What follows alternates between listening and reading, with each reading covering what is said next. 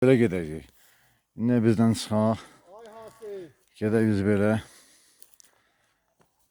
Rəhmətli İsmail əminin evi. Bu yolda biz belə çıxır. Düz asfalta. Rəhmətli İsmail əminin evi, rəhmətli Hamid Əsməlimin evi. Düşman qilindən Sərəncam əminin evi orada. Buradan da gedək. Rəhmətli Camal bağı məhəlləsi. Buna rəhmətli Əli müəllim məhəlləsi. Gədə qalır.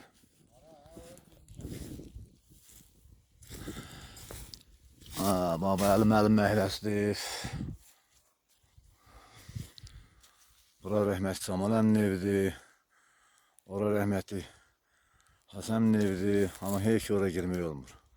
Bunların heç birisinin həyatına girmək mümkün deyil.